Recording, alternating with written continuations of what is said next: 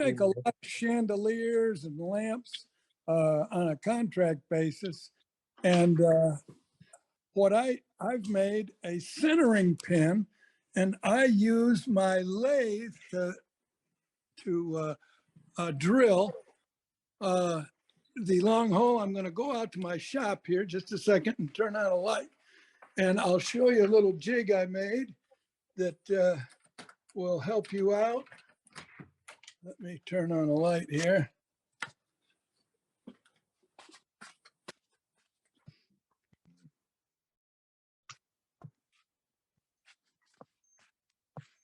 Okay.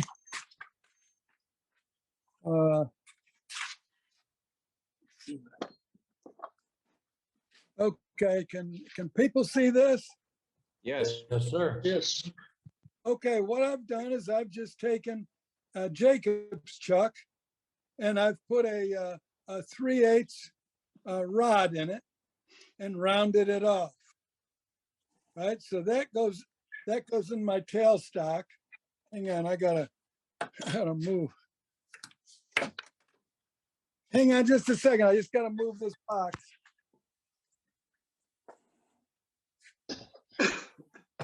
There we go. I'm gonna flip the camera around here if I can. There we go. Okay, let me take this out.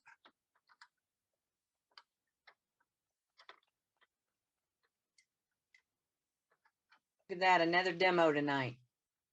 No, I do a ton of lamp. I do these chandeliers like 55 inches long and stuff like that, you know, and I do them in sections. So what I've done is I've made this is a support pin. All right. So watch what I'm gonna do here. Taking this, I got all this stuff up on the lathe there. Okay, here we go. Right, so what I do is I take my small, I don't use a Jacob's chuck on the headstock. What I do is I put the drills in my, we gotta set the thing down here just a minute. Okay, here we go.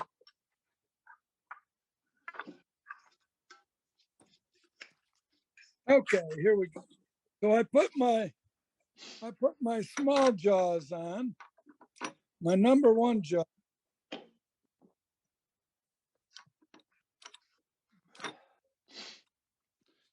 And then I'll put a drill. Let me go get a drill. I've got long drills.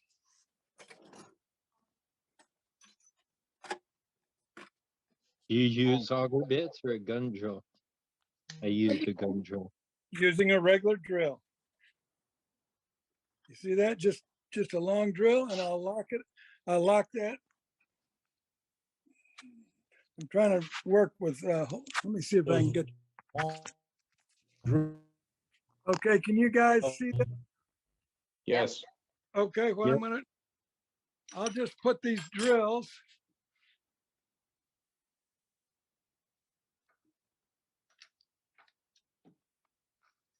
Let me crank this down here just a second. Forgive me, Jesus. Forgive me, Jesus.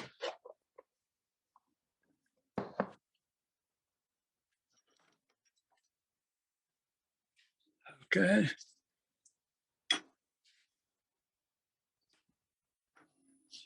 Okay, so I've got the drill in there like that. And so what I'll do is I'll take a piece of stock. You rotate your camera down, Mark? Yeah, I will. Okay. Oh, we're running. Okay, here you go. That's good. Okay, can you see that? Yes. Yes, sir. we Much can. better. Okay, so what I'm doing is I've drilled, I drill a little pilot hole in each end, right? And now I slide, let me just do this. I slide my pilot hole onto my pin like this. And then I'm gonna put my phone back up here. Maybe we can. Okay, I'm trying to get it. Perfect. Okay, and then what I do is I go into the front pilot hole, right? And all I do is I slide my tailstock back and forth, right, until I drill through. And that way it's perfectly centered. You're absolutely right, sir. And I'm going to expound on what he said. When you do that by moving it back and forth, you feel the pressure of the cut. If you do it by turning in your tailstock or pulling down on a drill press, you don't have an idea of the torque you're placing on the drill bit. And doing it like that, it's right there in your hand. And Right. because these can roll, you won't get a hook on the drill. You can't get a hook on the drill. Now I would speed this up a little bit. And again, you can do this so that that's got just a little wobble in it, but you can get it so that it's absolutely, and all you're doing is you're just going in there and pulling back, in there and pulling back, in there and pulling back. And you can go through pieces and they'll always come out centered. Hmm. That's Oh. a great tip. Isn't So that you're- you're using the Good, tail Mark. It's always good. as a slide. Okay, that's the way I do it. Fantastic, Mark. Great tip. Hey, Mark, my video cut out because of my really crummy bandwidth over here. So your drill bit is in the headstock in your chuck, and then you have the pin in the tailstock, correct? The pin in the tailstock, that's correct. Okay, hey, thank you. Yeah, you can see it there, right? And then, right, I've got longer drill, right? So a lot of times what I'll do, if I have a real long piece of drill, I'll do this operation here. And like somebody else suggested earlier, after I've got it as deep as I can go from either side, then I'll take a longer drill, right? I'll take a longer auger, right? A big long auger, right? Then I can just take that on a hand drill, but it's absolutely guided. If you go in about 12 inches, right? Those two holes on either end, it's going to be perfect. I mean, but sliding it back and forth on that lathe, it's always dead center. Yeah, And thank you have control of the torque. You, Yes, not yes, that machine.